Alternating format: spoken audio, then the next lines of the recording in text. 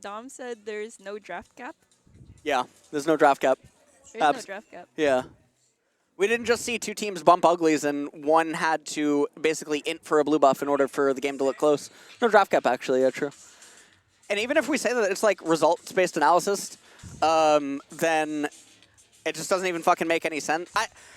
It's not even just theory. It's like also practicality, right? Even if you don't view it from the pure theory angle, it's just practicality. It's just pure cope. It doesn't make any sense. I don't know. Is my mic muted? Oh, no. No. I could hear you.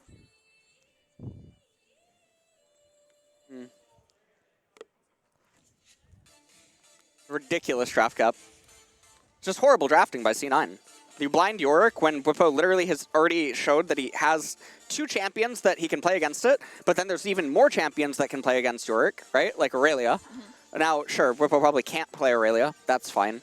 But like, there's other champions that exist beyond that, right? And it's a game one in the series, so like Yorick is going to gain power later in the series when champions or team compositions become less effective at being able to handle him. Or when the champions that are good against Yorick become more problematic for the drafts to get picked. But no one's thinking about draft like this anyway, so it doesn't matter. Doesn't matter. It literally just doesn't matter. Everything I just said doesn't matter because no one's thinking about draft that way. So no one's thinking about like pinches and stuff like that. Do Korea teams think about it? No. No? No. Oh. Like, when I used to... So, okay, when I was on T1, for example, right? For like 2 months when I was like the coach for 2 months before it was announced. And then obviously I didn't coach and then became streamer, right? Like, in some of the meetings that I had with some of the players, Carrier wasn't there yet, but all the other players were... Well, I guess Doran wasn't there, right? But Zeus actually was there. He was on Academy at the time. And, you know, whatever. So, basically, they would ask each other what they want to pick. And that's the same way that it works for most teams. Is like, what do you want to play here? Or they'll have like draft meets the night before, and they'll come up with like preset drafts, but they don't react in drafting. This is why I think you'd like Magic. They just ask like, what's your favorite champions? Like, what do you want to play here? What do you want to play? And then a lot of them they pick in isolation for their own lane matchup, right? Like it's very rarely. I mean, we're starting to see it more. People will sometimes pick for comp and lose lane, which is fine, right? And then there's that Broken Blade thread on Reddit where he talks about how like even if you're not super proficient at a champion, the champion strength in the draft is going to be better than any proficiency you have on like one of your mains. Yeah. That's a really good thread. But I mean, some games Cho'Gath's really good. Some games Cho'Gath is really impossible to play. The other thing that people got to understand is when we're talking about advantages, right? An advantage can be something as small as 1%. That's just how it is, right? Most draft gaps are typically they range from like 60-40 is a draft edge, right? It's a draft advantage. This C9 fly one, I think this is like an 80-20. I think like you play 100 games. I think maybe in 20 of them, C9 accrues a large enough advantage. To overcome the mid-game problems that they're inevitably going to have. This game, what happened? Nothing happened early, essentially. They got first 2 dragons, so that you could hope for. There was no real gold accelerant. They won a blue buff fight they had no business winning. Varus built wrong. Yeah. I mean, it's not impossible for C9 to win. It's not impossible, right? It's definitely really hard. Yes, if you have 2 evenly matched teams. So I think it's like 80-20 or like 75-20, something like that, right? Yeah. Does that happen in Magic too? Where like there's matchups like that. Or well, yeah, there's like Hearthstone. You didn't play Hearthstone, right? Nope. Okay. In Hearthstone, there were matchups that there was just so much data that also showed that. Oh, that's so cool. It's squeaky. Yeah, it's squeaky. There were so many matchups that just showed like this matchup is going to be so unwinnable. And the way that Hearthstone did matches was you had a pool of decks, and you had to pick from remaining. Kind of like Battlefields in Riftbound. Riftbound? Oh, I see. You choose a battlefield, and then the remaining go into your pool. TFT has a bunch of websites that show statistics, like win Yeah. rates and stuff. Yeah. Does Magic also have that? I imagine so, right? Yeah, Magic does. Yeah. Do you think it's helpful? those websites? So data in stats, I think, and even like the numbers that we're talking about that are somewhat arbitrary right now, they're also always subject to introduction of new information.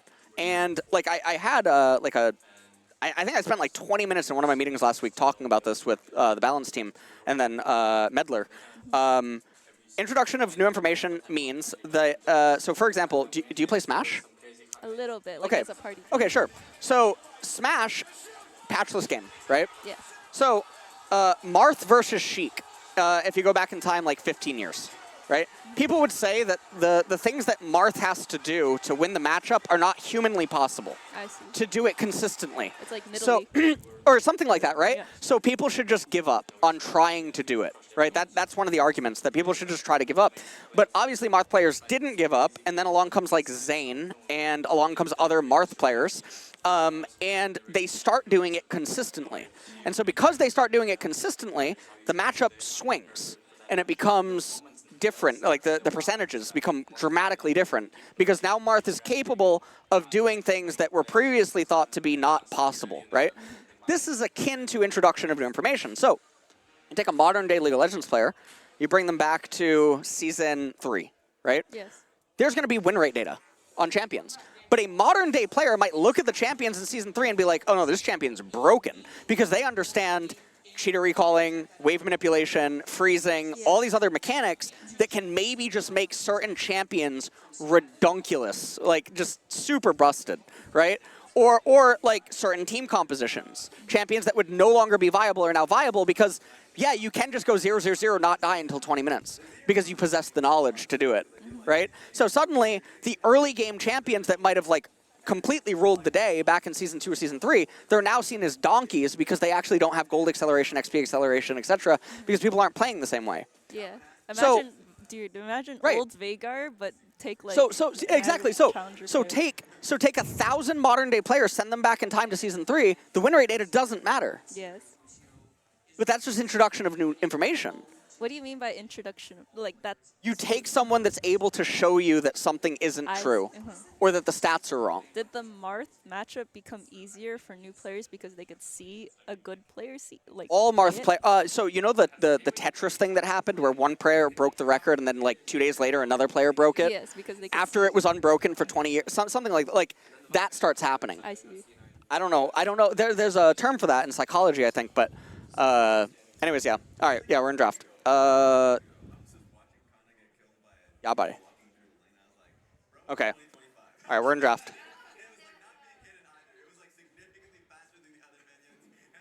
I don't like talking about this stuff anymore. Does Max ever say that he doesn't like talking about in-depth stuff anymore? Sometimes he said that coaching was very repetitive because he was saying the same exact thing over and over Yes, again. and like, people don't get it.